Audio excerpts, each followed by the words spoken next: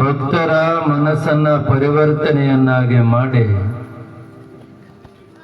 ಯಾರ ಕಷ್ಟದೊಳಗೆ ಇರ್ತಾರೆ, ಯಾರ ತೊಂದರೆಯೊಳಗೆ ಇರ್ತಾರೆ, ಯಾರ ತ್ರಾಸಿನೊಳಗಿರ್ತಾರೆ ಅಂಥವರಾಗೆ ಬದುಕಿನೊಳಗ ಅನೇಕ ಮಹಿಮೆಗಳನ್ನ ತೋರಿ ಸಾವಿರಾರು ಭಕ್ತರನ್ನ ಉದ್ಧಾರ ಮಾಡಿ ಜಡಿತಾತ ನಿನ್ನೆಯ ದಿನ ಎಲ್ಲಿಗೆ ಬಂದ? ಎಲ್ಲಿಗೆ ಬಂದ ತಾತ? ನಾವು ಇವತ್ತು ಬಂದಿ ಪುರಾಣಕ್ಕಂದ್ರೆ ಎಲ್ಲಿಗೆ ಬಂದಮ್ಮ? ಎಮ್ಮಿಗನೂರಿಗೆ ಬಂದ. ಬಹಳ ಖುಷಿ ಸಂಗತಿ. ಏನು ಸುಮ್ಮನೆ ಕುಂದಿರ್ತೇವೆ? ನಾನು ಎದ್ದವಲ್ಲ, ಬಸವಣ್ಣ ಕುಂತಂಗೆ ಕುಂದಿರ್ಬೇಕು ನೀನು. ಏನಪ್ಪ ನಮ್ಮ ಪರಮ ಶಿಷ್ಯ ಆತ.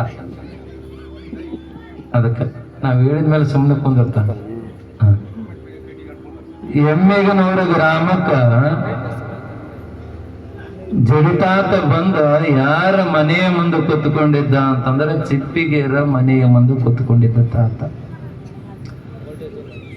ರಾತ್ರಿ ಹೊತ್ತಿನೊಳಗ ಅವರ ಮನೆಯ ಕಟ್ಟಿ ಮೇಲ ಕೂತ್ಕೊಂಡಿರುವಂತ ಸಮಯದೊಳಗ ಮುಂಜಾನೆ ಎದ್ದು ಹೊಲಕ್ಕೆ ಹೋಗುವಂತ ಜನಗಳು ನೋಡಿದ್ರು ತಾತನನ್ನ. ಜನ ಏನು ತಿಳ್ಕೊಂಡ್ರು ಅಂತಂದ್ರ ನಮ್ಮ ಊರಿಗೆ ಯಾವುದೋ ಒಬ್ಬ ಮಹಾತ್ಮ ಬಂದನ ಅಂತ ಜನ ತಿಳ್ಕೊಂಡ್ರು ಅಂತ. ಆತ ಹೆಂಗಿದ್ದ ನೋಡುವಂತವ್ರ ಕಣ್ಣಿಗೆ ಅಂತಂದ್ರೆ ಹುಚ್ಚನಾಗಿಯೇ ಕಾಣುತ್ತಿದ್ದ. ಆದರೆ ಊರ್ ಜನ ಈತನ ಹುಚ್ಚ ಅನ್ನಲಿಲ್ಲ, ಹುಂಬ ಅನ್ನಲಿಲ್ಲ, ಭಿಕ್ಷುಕ ಅನ್ನಲಿಲ್ಲ. ನಮ್ಮ ಊರಿಗೆ ಯಾವುದೋ ಒಬ್ಬ ಮಹಾತ್ಮ ಬಂದನ ಅಂತ ತಿಳ್ಕೊಂಡ್ರು ಅಂತ. ಯಾರ ಮನಸ್ಸು ಪರಿಶುದ್ಧವಾಗಿ ಇರ್ತದಲ್ಲ ಅಂತವರಿಗೆ ಹುಚ್ಚರ ಸಮೇತ ದೇವರಂಗ ಕಾಣುತ್ತಾರೆ ಅಂತ. ಇದು ಮೊದಲು ತಿಳ್ಕೊಳ್ಬೇಕು. ಯಾರ ಮನಸ್ಸು ಸ್ವಚ್ಛ ಇರೋದಿಲ್ಲ ಅಂತವರಿಗೆ ಗುರುಗಳ ಸಮೇತ, ಶರಣರ ಸಮೇತ, ಮಹಾತ್ಮರ ಸಮೇತ ಹೆಂಗ ಕಾಣುತ್ತಾರೆ ಅಂತಂದ್ರೆ ಹುಚ್ಚರ ರೀತಿಯೊಳಗೆ ಕಾಣುತ್ತಾರೆ ಅಂತ. ಮೊದಲು ಮನಸ್ಸು ಪರಿಶುದ್ಧವಾಗಿ ಇಟ್ಟುಕೊಂಡು ನೋಡ್ಬೇಕಂತ ದೇವರನ್ನ. ಎಲ್ಲಿವರೆಗೆ ನಮ್ಮ ಮನಸ್ಸು ಪರಿಶುದ್ಧವಾಗಿ ಇರೋದಿಲ್ಲ ಅಲ್ಲಿವರೆಗೆ ಗುರು ಯಾರು ಗೊತ್ತಾಗೋದಿಲ್ಲ, ಶರಣರು ಯಾರು ಗೊತ್ತಾಗೋದಿಲ್ಲ, ದೇವರು ಯಾರು ಗೊತ್ತಾಗೋದಿಲ್ಲ ಅಂತ. ನಮ್ಮ ಮನಸ್ಸನ್ನ ಸ್ವಚ್ಛ ಮಾಡಿಕೊಳ್ಳಬೇಕು ಅಂತ. ನಾವು ಜಾತ್ರೆ ಬಂದದಂತ ಮನೆ ತೊಳ್ಕೊಂಡೇವಿ, ಹಬ್ಬ ಬಂದದಂತ ಮನೆ ಗ್ವಾಡಿಗೆ ಸುಣ್ಣ ಹಚ್ಕೊಳೋದು ಕಲ್ತೀವಿ ಅಷ್ಟೇ ಹೊರತು ಮನಸ್ಸು ತೊಳ್ಕೊಳೋದು ಕಲ್ತಿಲ್ಲ. ದೇವ್ರ ಒಲೆಯದು ಚಲೋ ಮನೆ ಐತಂತ ಒಲೆಯಂಗಿಲ್ಲ, ಚಲೋ ಗಾಡಿಗೆ ಬಣ್ಣ ಹಚ್ಚಾರಂತ ಒಲೆಯಂಗಿಲ್ಲ. ಈ ಶರೀರ ಅಂತಕ್ಕಂಥ ಗ್ವಾಡಿಗೆ ಹೊರಗೆ ಮೇಕಪ್ ಮಾಡಿದ್ರೆ ದೇವರು ಒಲೆಯದೆಲ್ಲ, ಒಳಗೆ ಮೇಕಪ್ ಮಾಡಿಕೊಂಡ್ರೆ ದೇವರು ಒಲಿತಾನಂತ. ಇದು ತಿಳ್ಕೊಳ್ಬೇಕು. ಅಂತರಂಗ ಪರಿಶುದ್ಧವಾಗದೆ ದೇವ ನೆಂತೊಲಿವನಯ್ಯ ಅಂತ ಒಬ್ಬ ಶ್ರೀಧರಗಡ್ಡಿ ಕವಿ ಬಹಳ ಚಂದ ಹೇಳ್ತಾನೆ. ಎಷ್ಟು ಚಂದ ಹೇಳ್ತಾನೆ ನೋಡಿ. ಅಂತರಂಗ ಪರಿಶುದ್ಧವಾದರೆ ಮಾತ್ರ ಅಮರಯ್ಯ ತಾತ ಹೆಂಗಿದ್ದ, ಆತ ಯಾವ ರೀತಿ ಒಳಗೆ ಬದುಕಿದ್ದ ಗೊತ್ತಾಗ್ತದ.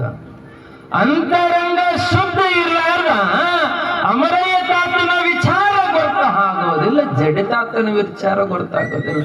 ಶುದ್ಧವಾದಾಗಲೇ ಮಾತ್ರ ಅದು ಏನು ಅಂತ ಗೊತ್ತಾಗ್ತಿದೆ ಅಂತ. ಸುಮ್ಮನೆ ಆಲೋಚನೆ ಮಾಡೋಣ. ಇಷ್ಟು ಜನ ನೀವೆಲ್ಲರೂ ಬಂದಿರಲ್ಲ, ನೀವು ಮನಸ್ಸು ಸ್ವಚ್ಛ ಮಾಡ್ಕೊಳಕ್ ಬಂದೀರಾ ಅಥವಾ ಮನೆ ಸ್ವಚ್ಛ ಮಾಡ್ಕೋಬೇಕಂತ ಬಂದೀರಾ? ನಿಮ್ಗೆ ಕೇಳಿದ್ನ? ಅಲ್ಲಿ ಕೇಳಕತ್ತೀನಿ ಎಲ್ಲ ತಾಯಿ ಅಂದ್ರು. ಉಳಿದವ್ರನ್ನ ಮನಸ್ಸು ಸ್ವಚ್ಛ ಮಾಡ್ಕೊಂಡ್ರೆ ಮಾತ್ರ ನೆಮ್ಮದಿ ಇರ್ತದ. ಎಷ್ಟು ದಿನ ಈ ಭೂಮಿ ಮೇಲೆ ನಾವು ಇರ್ತೀವಿ ಏನೋ ಗೊತ್ತಿಲ್ಲ, ಇರಲಿವರೆಗೆ ಮನಸ್ಸು ಸ್ವಚ್ಛ ಮಾಡಿಕೊಳ್ಬೇಕು ಅಂತ. ಹಂಗ ಎಮ್ಮಿಗನೂರ ಗ್ರಾಮದೊಳಗ ಇಡೀ ಊರ್ ಜನರ ಮನಸ್ಸು ಬಹಳ ಬಹಳ ಪರಿಶುದ್ಧವಾಗಿತ್ತು. ಬಹಳ ಜನ ಬರ್ತಿದ್ರ. ತಾತ ಮಲ್ಕೊಂಡಿದ್ದ ಊರೊಳಗ ಹೋಗಿ ಒತ್ತಿಲ್ಲದ ಒತ್ತಿನಾಗ ಸಿಪ್ಪಿಗೆರ ಮನೆ ಕಟ್ಟಿ ಮೇಲೆ ಮಲ್ಕೊಂಡಿದ್ದ.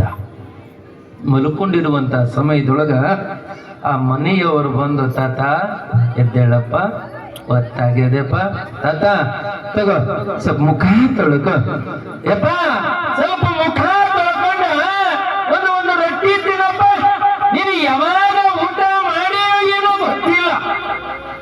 ನೋಡಿ, ಭಾವನೆ ಪರಿಶುದ್ಧವಾಗಿತ್ತಂದ್ರೆ ಭಗವಂತ ಜೊತೆಗೆ ಇರ್ತಾನೆ ಅಂತ. ಹಸಿದವಾಗ ಅನ್ನ ನೀಡಿದ್ರೆ ಭಗವಂತ ತೃಪ್ತಿ ಆಗ್ತಾನಂತ. ಹೊಟ್ಟೆ ತುಂಬುದವಾಗ ಅನ್ನ ನೀಡಿದ್ರೆ ಇದ್ದು ಭಗವಂತ ಕಣ್ಣು ಕಾಣಾರ್ದಂಗೆ ಹೋಗ್ತಾನಂತ. ಅತ್ತಲ್ರಿ ನಾನು ಹೇಳೋದು, ಹೊಟ್ಟೆ ತುಂಬಿದವರಿಗೆ ಉಣಿಸ್ಬ್ಯಾಡ್ರಿ, ಹಸಿವಿದ್ದವರಿಗೆ ಉಣಿಸ್ರಿ, ದೇವ್ರು ಕಾಯ್ತಾನಂತ, ದೇವ್ರು ನೋಡ್ತಾನೆ ಅಂತ. ಇವತ್ತು ನಾವು ನೀವೆಲ್ಲ ಏನು ಮಾಡಕತ್ತೀವಿ ಅಂತಂದ್ರ ಹೊಟ್ಟೆ ತುಂಬಿದವರಿಗೆ ಉಣಿಸಾಕೊಂತೀವಿ, ಪುಣ್ಯ ಸಿಗೋದಲ್ಲ. ಇದು ತಿಳ್ಕೊಳ್ಬೇಕು ಮೊದಲು. ಹೊಟ್ಟೆ ತುಂಬಿದವರಿಗೆ ಉಣಿಸ್ಬ್ಯಾಡ್ರಿ, ಅಹಂಕಾರ ಇದ್ದವ್ರನ್ನ ಅವ್ರಿಗೆ ಕರೆದು ಕರೆದು ಕರೆದು ಕರೆದು ಉಣಿಸ್ಬ್ಯಾಡ್ರಿ. ಹಸಿವಿದ್ದವನಿಗೆ ಉಣಿಸಿದ್ರೆ ಹಸಿಯಾದ ಭೂಮಿಯೊಳಗೆ ಬೀಜ ಬಿತ್ತಿದಂತ ಅಂತ. ಹೌದಲ್ರಿ? ಹಸಿ ಇದ್ದಲ್ಲಿ ಬೀಜ ಬಿತ್ತಿದ್ರೆ ಅದು ಮೊಳಕೆ ಬರ್ತದೆ. ಹಂಗ ಒಂದು ಹಸಿವಿದ್ದವನಿಗೆ ಉಣಿಸಿದ್ರಿ ಅಂತಂದ್ರೆ ಪುಣ್ಯ ಬರುತ್ತದೆ ಅಂತ. ಇದು ತಿಳ್ಕೊಳ್ಬೇಕು ಮೊದಲ. ಹೀಗೆ ಆ ಊರೊಳಗಿರುವಂತ ಎಲ್ಲ ತಾಯಿಯನ್ನ ಜಡಿಸಿದ್ದು ತಾತನ ಹೆಸರು ಕೇಳಿ ಆತನ ಎಲ್ಲಿದ್ದ ಏನು ಎಲ್ಲ ತಿಳ್ಕೊಂಡು ಇಡೀ ಜನ ಆತಗೆ ಬಾಗಿದ್ದರು ಪುಣ್ಯಾತ್ಮರ. ಏನ ತಾಯಿಯಂದ್ರ ಬಿಸಿ ರೊಟ್ಟಿ ಸುಟ್ಕೊಂಬರುವಂತವ್ರು ಯಾರು, ಚಲೋ ಪಲ್ಯ ಮಾಡ್ಕೊಂಬರುವಂತವ್ರು ಯಾರು, ಏನ್ ಹತ್ತಿತ್ತು. ಎಲ್ಲಿ ನೋಡಿರ್ತಾತ ನಮ್ಮನಿಗೆ ಬಾತತ ನಮ್ಮನಿಗೆ ಬಾತತ ಅಂತ ಇಡೀ ಜನ ಕರೆಯಕತ್ತಿದರು.